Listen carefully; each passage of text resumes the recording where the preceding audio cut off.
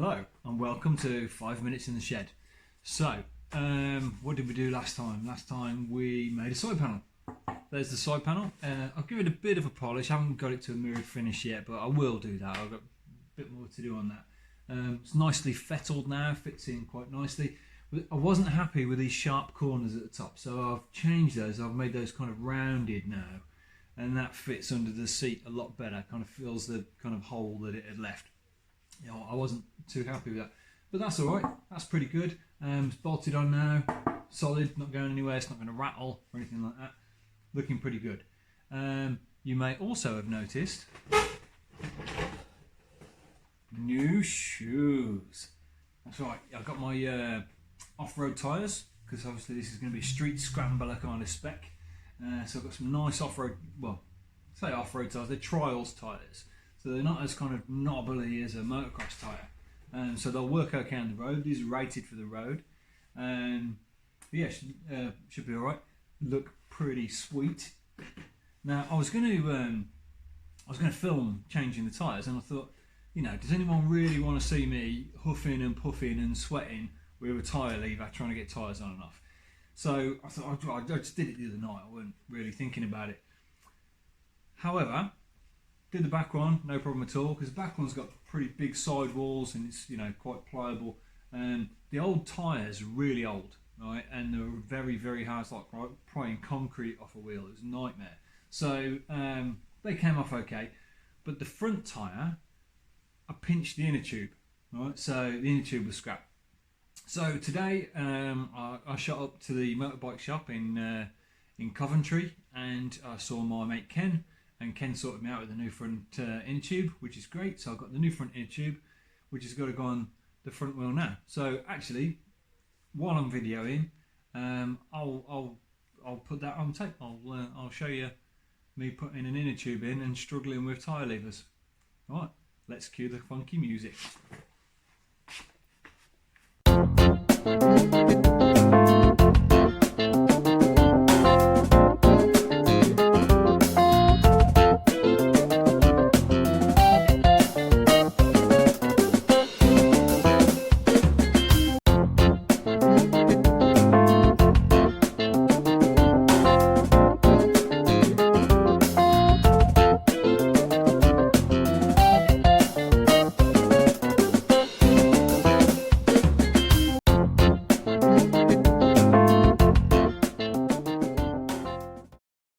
Okay, so got a bit of a sweat on, but I think when that video is all speeded up, so you're watching it at high speed with funky music in the background, pretty sure it'll look dead easy, when actually it was a bit of a battle.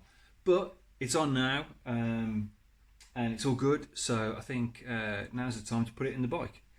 Just out of interest, my phone has done a software update, and now on this setting for the video, it comes up with a beauty setting. I've tried it at maximum, I've tried it at minimum. I don't know. Can you tell? I don't know.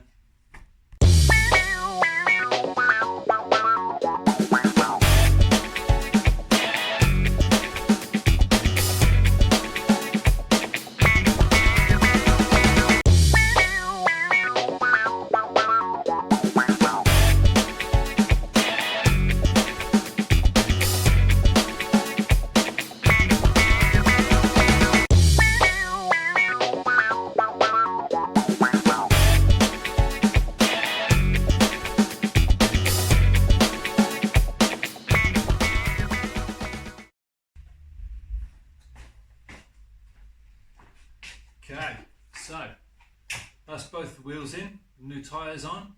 I did check I've got the direction right, and I have, so I haven't got to take them off again, which is good. Looks a bit more like a street scrambler now, looking pretty good. I have got to put the wheel loop in for my stand, because obviously this is still free floating. It doesn't hurt, but I just like it with the wheel chocks in, yeah, if I'm working on the engine and stuff.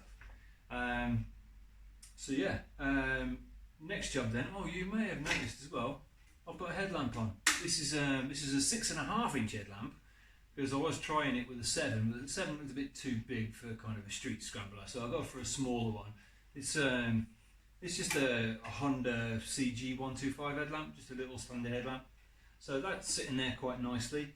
I might make some rubber bands for those clamps just to take a bit of vibration out. But I know where there's an old inner tube, fortunately. So there's that. I've got a tail light to go on there. I'm changing it from the stock one. I don't like the stock tail light on there, so I'm changing it for a different one. What else? Then I've ordered a battery, so that's on its way. What I need to do is make a bracket plate which fits in there. So that way I can mount in the regulator rectifier and all that. Then I can start wiring the bike up. So I think, yeah, I think next job I could probably make that plate.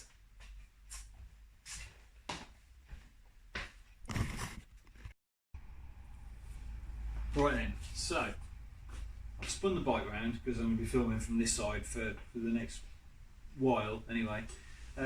So yeah, we've got this space here. So I've got the battery on this side, so that's all screwed in now. All looks pretty good. Put some rubber mounts on it so it doesn't vibrate too much. It's all solid, and the side panel goes around it. Got battery in the post for that. So on this side, first thing I'm going to need is regulator rectifier. Right, so I've got some AC electric that's going to come from down there. I want to rectify it, be able to charge the battery, and the battery will then run the engine. Right, so I need some sort of plate in here to bolt everything to. So I'll show you the reg rec. This is the reg rectifier. It's a Boyer power box. Cool thing about these is you don't really need a battery. You can just run the bike straight off this. Like I've got a capacitor in it. Right?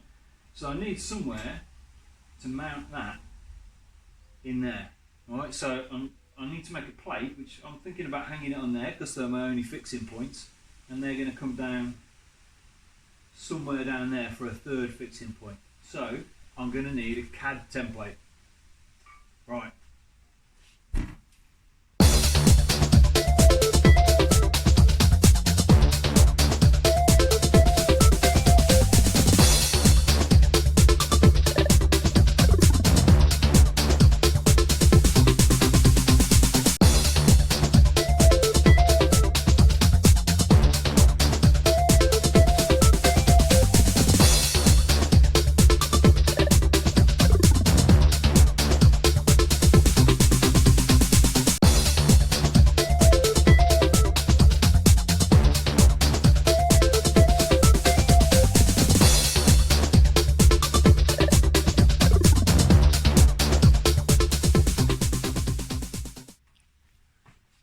Okay, so this isn't too close, so I've zoomed you in a little bit here, right? So I've made the cardboard aided design template. Right? I'd just like to thank Tony the Tiger for the donation of a Kellogg's Frosties box. So this is what I need to make. I folded this in the wrong place first. Right? There was plenty of clearance, but the swinging arm goes up and down. And when it goes up and down, the chain guard would have hit it. So I've thought about that. So I've moved it up a little bit. So I'm going to make like this simple, well, complex shape, but simple kind of to make bracket. That's going to sit in there like that. The side panel is going to come round like this, which should leave enough room for my Boyer power box. Right, so look. So the power box is going to mount on there, like that, and yeah, plenty of room around the side panel. Right, so and what I'll do is I'll drill a hole for the wires to go through, so it's nice and neat. Then at the bottom, the only other fixing point I've got is where this little bracket for the exhaust kind of bolts onto the frame. So I'm going to have to make a little angle bracket on the inside and then drill a hole in that one there, and then that can bolt through and hold in place like that. So I need to make it out of metal.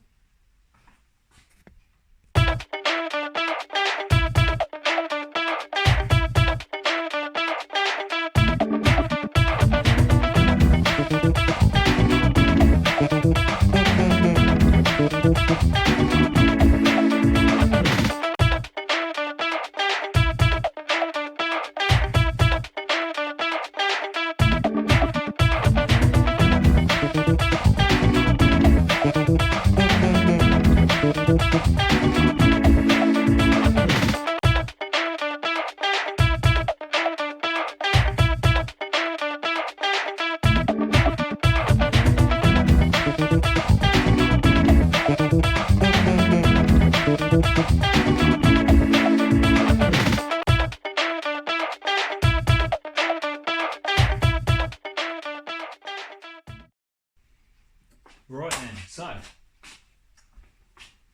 best side to stand, I don't know. So this is actually the second time that I've said this, because the first time I said it, kids all burst in. So yeah, second time. So yeah, like I said before, that you haven't actually seen because I've deleted it. Yeah, made the bracket. Right, so here it is, bracket shaped. So that then fits in there. I've got to take those nuts off. It'll go a little bit further back. It's quite nice, matches the kind of angles of the stuff going on. You know, you're not going to see it anyway, because when the actual side panel's on, that'll be on like that, so you won't actually see it anyway. But you know, it's got to look nice, isn't it? Look nice when you take it apart. So you'll notice as well that I've put a load of centre punch marks in here. Now the reason for that is, firstly, I want to put the power box on.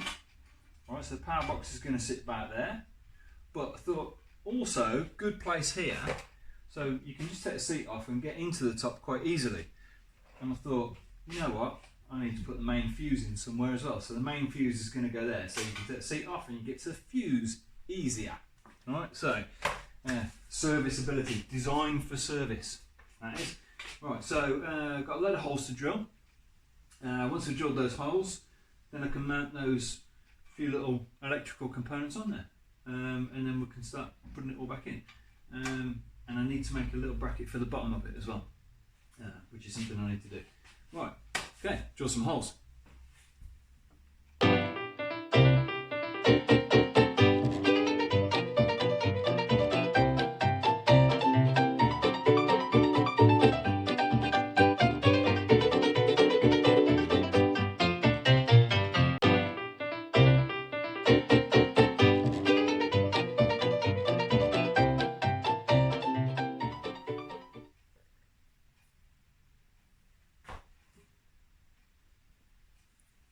Right then, so here's my nice bracket. I'm not going to polish that because it's pointless. I mean, you know, it's not an A surface, not on the outside of the bike. So just brush finish aluminium's fine. Right then, so first thing I'm going to put on is fuse. So that's a waterproof fuse holder, waterproof, nice on a motorbike. So yeah, fuse goes in there like that. That. I'm not sure if 20 amps are right fuse or not, I need to check that. But yeah, fuse goes on like that. Waterproof top goes on. It's going in there, and then I'm going to stick that on with some zip ties, because zip ties are just the best thing ever. Right, so that's going in there. Like that.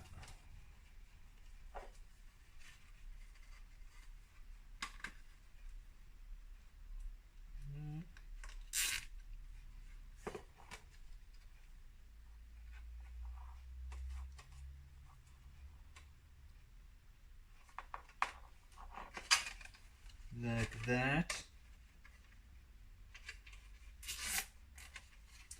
Thing is, right, when you're doing electrics on a bike like this, the problem is everybody's got an opinion. Everybody's got an opinion on how you do it. Everyone's got an opinion on what the best electronic ignition is, what the best regulator rectifier is, you know, should you use a magneto like the old-fashioned days or not, or you know, should you use points and things like that.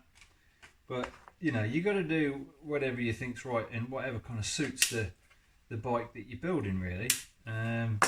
Now, I'm putting this bike together with points at the moment, mainly because it's got points on it, and you know, they work. You know, we'll see how it goes. So now, when you put wires through aluminium plates like this, you have to be careful of chafing. Well, you don't want the aluminium sheet aluminium, which is a bit sharp. You don't want it chafing the wires. All right, so what I'm going to do is drop a bit of shrink wrap, shrink tube around it, around the wire. Now if I push that through a little bit far, like that, and then I'll be able to pull it back through, and then the shrink tube will be the bit that's rubbing on the aluminium. That's my plan, because I haven't got any rubber grommets to go in. Otherwise I'd have put rubber grommets in. I haven't got any. So rubber grommets would have been the most professional way really, but you know, hey ho. Right, so that's on like that. So shrink tube wise, put that all the way down. Shrink tube is the best invention in the world ever. I have to say. What do we do before shrink wrap? I don't know. Wrap it in leather. I'm not sure. Right, so need to shrink that down.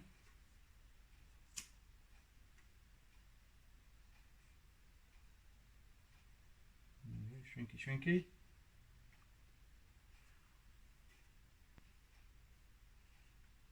She really use a heat gun for this. It's a bit. Heat guns are a bit better than a lighter. They're a bit more controllable, and you don't get big black scorch marks all over your aluminium. But works. Right, so it's one.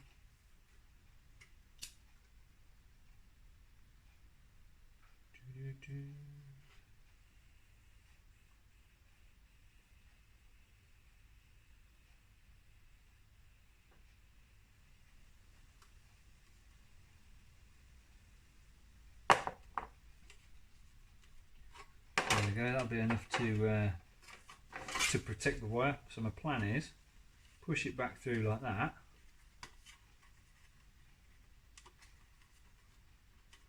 And there we go, there's our protected fuse wire.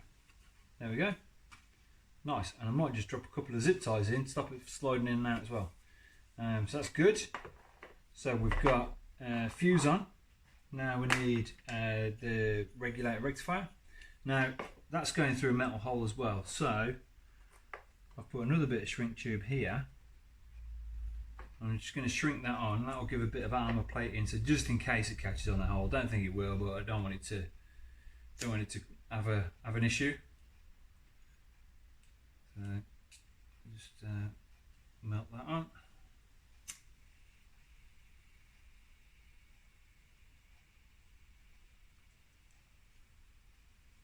Taking a bit of shrinking.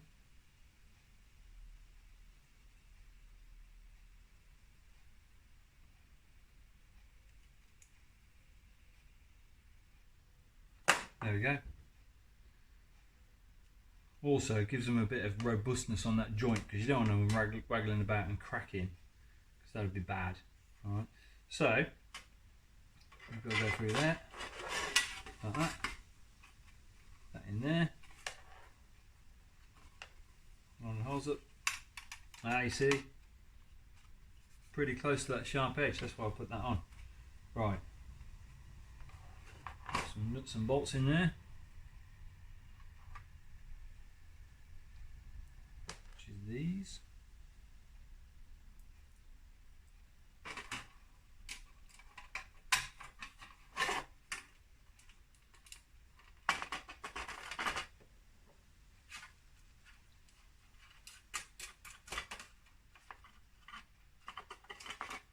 These are the nuts and bolts that came with it actually. I'm not sure what size they are. I'm not very impressed with square nuts either, but you know, does the job. Right, so that one as well.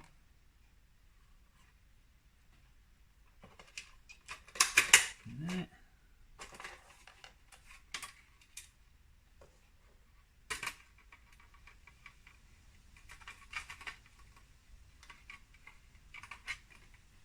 So there we go.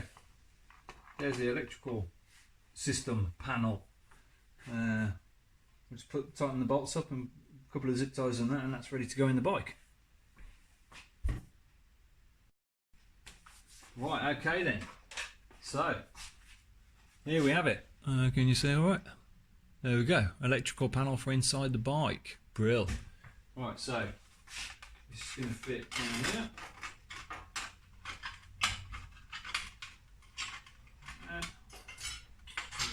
Through.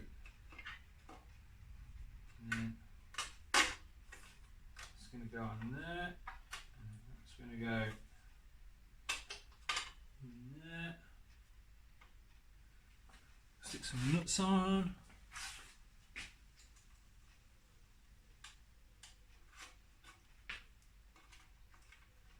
Look at that.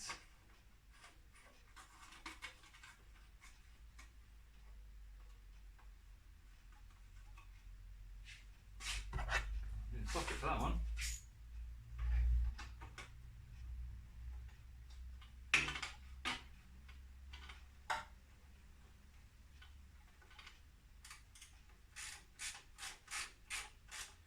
Okay, we're in.